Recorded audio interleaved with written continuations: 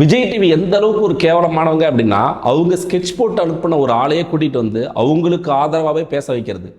எனக்கு அந்த ப்ரோமோ 2 பார்க்கும்பொழுது, வினோத்தனை பார்க்கும்போது எனக்கு வந்து ரொம்ப எமோஷனல் ஆகுது, அது வேற. பட் ஆனால் அதை தாண்டி அவங்களுக்கு எதிராக ஒரு விஷயம் கிரியேட் ஆகுது இல்லை, விஜய் டிவி வந்து இது ஒரு மேனிப்புலேட் கேமாக இருக்குமோ, ஏதோ ஒன்று பண்ணி அனுப்பிட்டாங்களோ அப்படின்னு சொல்லிட்டு நினைக்கிறோம்ல, அந்த விஷயத்தை ஜஸ்டிஃபை பண்ணுற அளவுக்கு அந்த மனுஷனே கூட்டிகிட்டு வந்து பேச வைக்கிறாங்கல்ல.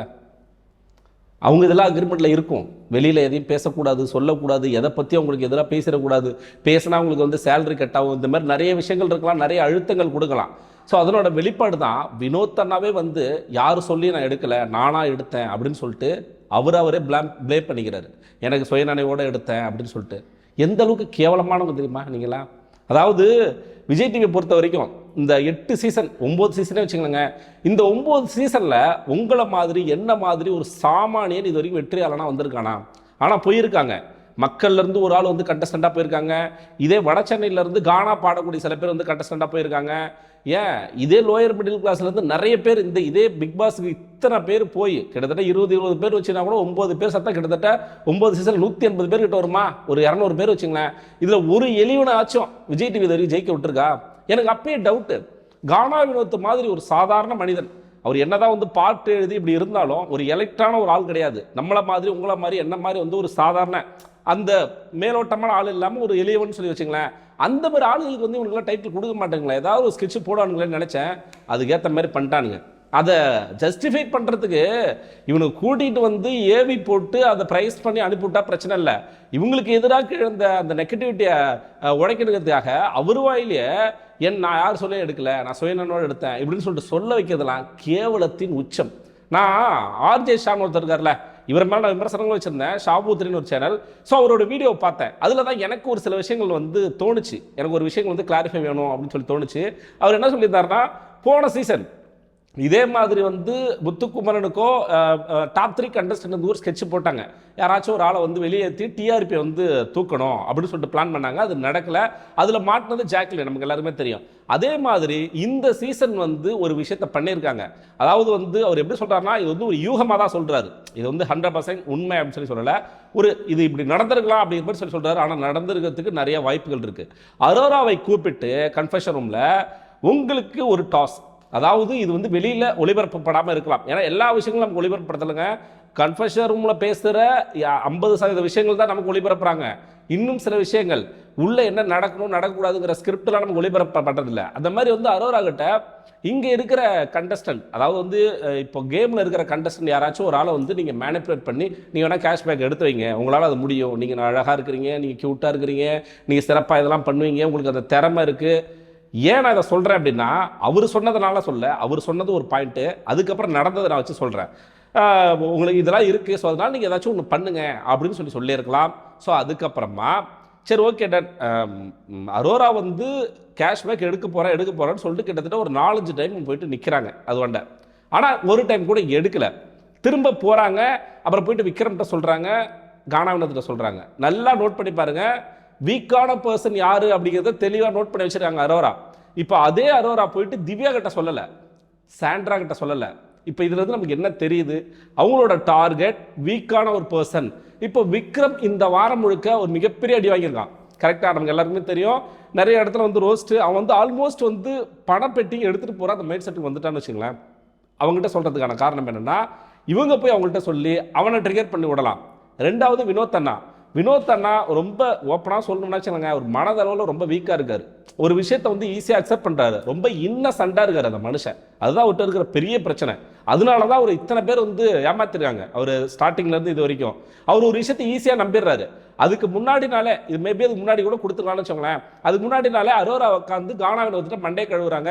ஒரு வேளை எவிக்ட் ஆகி போயிருந்தாலும் உங்களுக்கு சேலரியோட சேர்த்து இதுவும் வரும், ப்ளஸ் வந்து நீங்கள் என்ன 3 நாள் திரும்ப ரிட்டர்ன் வந்துடலாம், டைட்டில் போனாலும் அது வந்து வெறும் சேலரி வராது, இப்படி நிறைய விஷயங்களை சொல்லும்பொழுது அந்த மனுஷனுக்கு வந்து ஒரு கன்ஃபியூஷன் ஏற்படுது. அப்பயே அவர் வந்து ஒரு மாதிரி யோசிக்கிறாரு.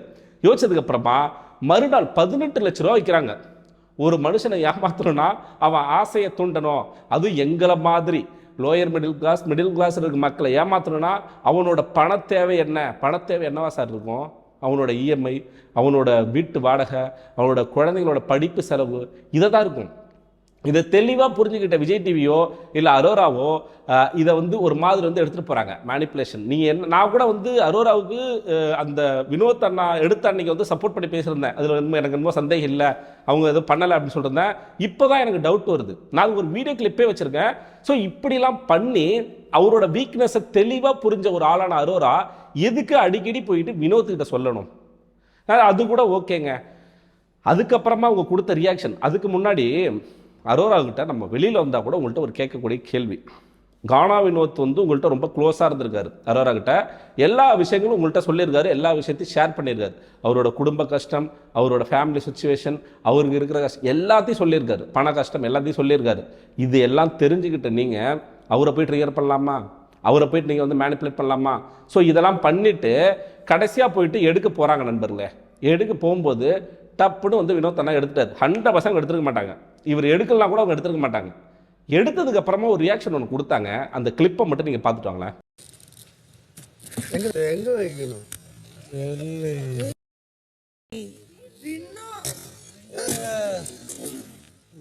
இந்த கிளிப்பை பார்த்தீங்கனாலே உங்களுக்கு ஒரு விஷயம் புரியும். அவர் கேஷ்பேக்கை எடுக்கிறாரு. எடுத்த அடுத்த செகண்டு மற்றவங்களோட ரியாக்ஷன் வந்து ஒரு மாதிரி ஒரு மாதிரி வந்து ஒரு மாதிரி பதட்டமாக பார்க்குறாங்க. ஆச்சரியமாகவும் சந்தோஷமாகவும் பார்க்கல. அங்கே ஆச்சரியமாகவும் சந்தோஷமாகவும் பார்த்த ஒரே ஒரு ஆள் யாருன்னு சொல்லி கேட்டிங்கன்னா அரோரா மட்டும்தான். நீங்கள் நல்லா நோட் பண்ணி பாருங்கள், உங்களுக்கு ஜூம் இருக்கும் இந்த வீடியோவில். ஸோ இதை பார்க்கும்போது இன்னும் அதிகமான ஒரு சந்தேகம் ஏற்படுது. அதை எடுக்கும்போது இம்மிடியேட் ரியாக்ஷனாக மற்றவங்க எல்லாருமே ஷாக் ஆகும்போது, எல்லாருமே வந்து ஒரு பதட்டத்தோடு பார்க்கும்போது அரோரா அதை சிரிக்கிறாங்க. அதை வந்து போயிட்டு விக்ரம்கிட்ட போயிட்டு கட்டி பிடிச்சி ஒரு மாதிரி வந்து அந்த விஷயத்தை வந்து என்ஜாய் பண்ணுறாங்க அவங்க எடுத்ததை. அது கூட விட்டுருவோமே, இன்னைக்கு லைவ்ல அவங்க என்ன சொல்லிக்கிட்டாங்க தெரியுமா? நான் ஆசைப்பட்ட மாதிரி என் கண் முன்னாடியே ஒரு ஆள் வந்து கேஷ்பேக்கை எடுக்க வச்சுட்டேன், ஆல்மோஸ்ட் எடுத்துட்டாங்க, எடுக்க வச்சுட்டேன் அப்படிங்கிறத விட எடுத்துட்டாங்க அப்படின்னு சொல்லியிருக்காங்க. இப்போ இதுக்கு என்ன பதில் சொல்ல போறீங்க? இப்போது இது எல்லாத்தையும் நான் கனெக்ட் பண்ணி பார்க்கும்பொழுது எங்கேயோ சம்திங் இருக்குது. அதுக்கப்புறம் ப்ரோமோ 2ல் வினோத் அண்ணா வர வச்சு கேஷ்பேக் எடுத்ததுக்கு யாரும் காரணம் இல்லை அப்படின்னு சொல்லிட்டு விஜய் சேதுபதி அவர்கள் வந்து அவரை நிற்க வச்சு சொல்ல வைக்கிறாங்க. இதே விஜய் சேதுபதி அவர்கள்ட்ட நீங்கள் ஒரு எபிசோடில் பார்த்துருப்பீங்க. ஆடியன்ஸில் இருக்கிற ஒரு ஆடியன்ஸ் ஒருத்தவங்க ஏச்சு என்ன சொல்கிறாங்கன்னா, உங்கள் மேலே நிறைய விமர்சனங்கள் வருது, நீங்கள் அந்த சைடு பேசுகிறீங்க இந்த சைடு பேசுகிறீங்கன்னு வருது, பட் ஆனால் நீங்கள் ரொம்ப நியூட்ரலாக இருக்கிறீங்க, உங்களுக்கு இருக்கிற அந்த ப்ரெஷர் வந்து யாருக்கு, அதாவது விஜய் சேதுபதி பண்ணுற ஹோஸ்ட் அப்படிங்கிறத நியாயப்படுத்த அவங்களால செட் செய்யப்பட்ட ஒரு ஆள், அந்த ஆடியன்ஸில் இருக்க ஆள், அவங்கள எழுப்பி நிற்க வச்சு விஜய் சேதுபதிக்கு ஆதரவாக பேச வச்சாங்க. இதுலேருந்து உங்களுக்கு ஒரு விஷயம் புரியுதா? விஜய் டிவி நினைத்தால் யாரை எலிமினேட் பண்ணதையும் மற்றவங்க மேலே திருப்பி விட முடியும். ஏன் அவங்க மேலேயே அவங்கள வந்து பிளேம் பண்ணிக்க முடியும். கடைசி வரைக்கும் நம்ம ஆளால் வந்து இதை வினோத் அண்ணா ஈஸியாக கடந்து போகிறார். இந்த ப்ரோமோவை பார்க்கும்போது வினோத் அண்ணா ஈஸியாக அதை கடந்து போகிறாரு. ஸோ அதை பற்றி தான் பேச வந்தேன் ஃபஸ்ட்டு, இந்த ப்ரோமோவை பற்றி. அதுக்கு முன்னாடி இந்த விஷயங்கள்லாம் மக்களுக்கு தெரியணும். நம்மளை மாதிரி ஆளுங்களே இவனுக்கு கடைசி வரைக்கும் ஜெயிக்கணும். இந்த மாதிரி ஒரு வாய்ப்பு திரும்ப கிடைக்குமா? நீங்கள் யோசிச்சு பாருங்களேங்க. வினோத் மாதிரி ஒரு ஆள், நம்ம கூட வாழ்கிற ஒரு சக மனுஷன் மாதிரி ஒரு ஆள், எல்லாருமே மனுஷங்க தான் இருந்தாலும் சில பேர் வந்து அப்படியே வந்து ஒரு மாதிரி எலைட்டாக இருப்பாங்க.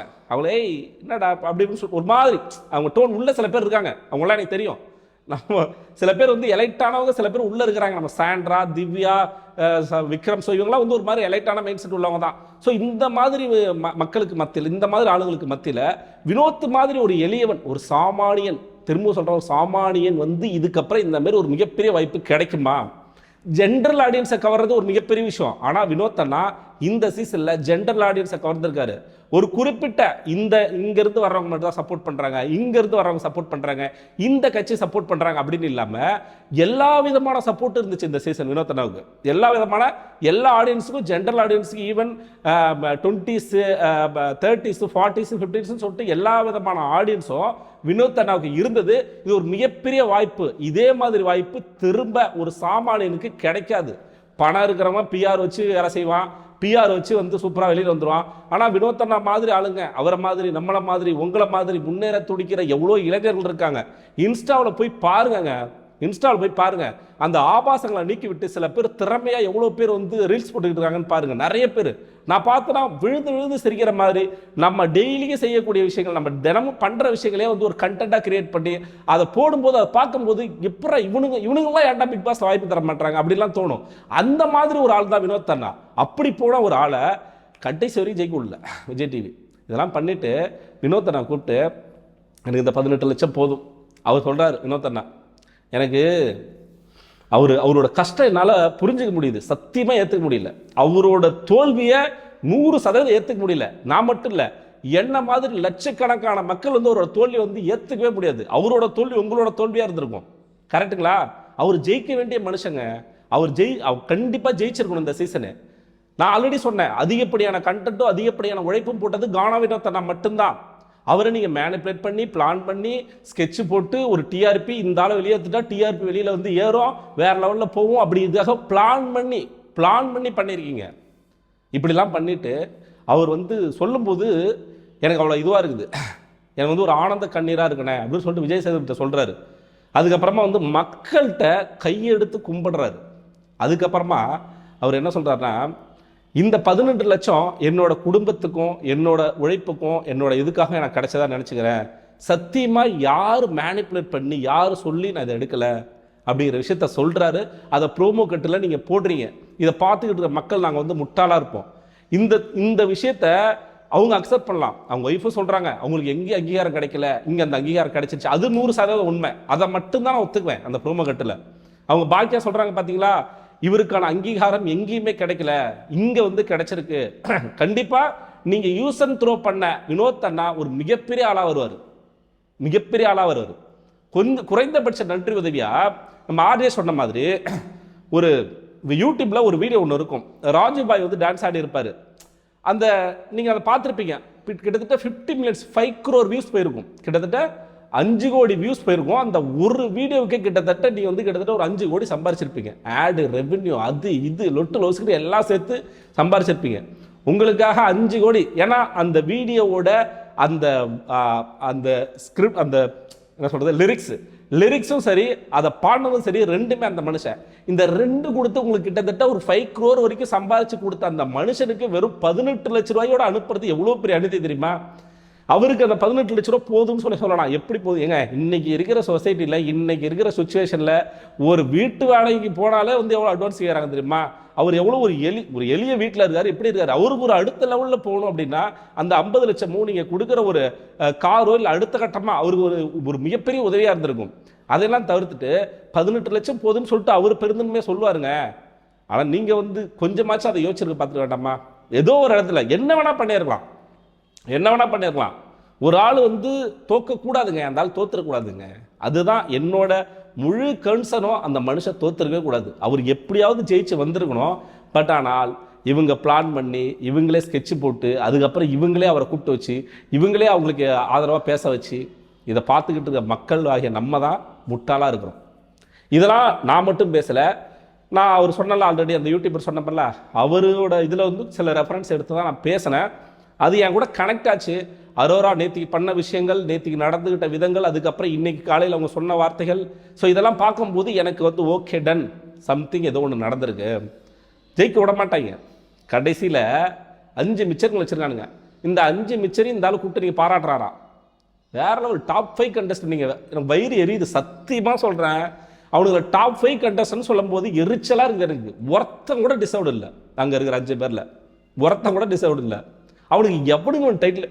இவங்க இதில் ஆல்மோஸ்ட் அவங்க ப்ராடக்ட் அதில் இருக்கவங்க எல்லாருமே ஒரு 80 to 90% வந்து அவங்களோட ப்ராடக்ட் தான் உள்ளே இருக்குது. அந்த 5 பேரும் ஏதோ ஒன்று பிளான் பண்ணி கடைசியில் மக்கள் ஒத்துக்கிற மாதிரி ஒரு விஷயத்த பண்ணி அவங்க நினச்ச ஒரு ஆளுக்கு டைட்டில் கொடுக்க போகிறீங்க. அதுக்கு என்ன மாதிரி உங்களை மாதிரி உள்ள ஒரு சாமானியன் பலிகடாக்கப்பட்டுள்ளார், கார்ப்பரேட் நிறுவனத்தால் வீழ்த்தப்பட்டுள்ளார். ஜேடிவி கார்ப்பரேட் நிறுவனம் தானே சொல்லுவேன். ஸோ அதனால் வந்து ஒன்றும் சொல்கிறதுக்கு ஒன்றுமே இல்லை. வீடியோ பார்க்குற நண்பர்கள் வந்து சப்ஸ்கிரைப் பண்ண மறந்துடாதீங்க. வீடியோ ஹைப் பண்ணுங்கள். இதே மாதிரி நான் அடுத்த விட சந்திக்கிறேன். அதுவரை உங்களிடமிருந்து விடைபெறுவது நான் ஏவி.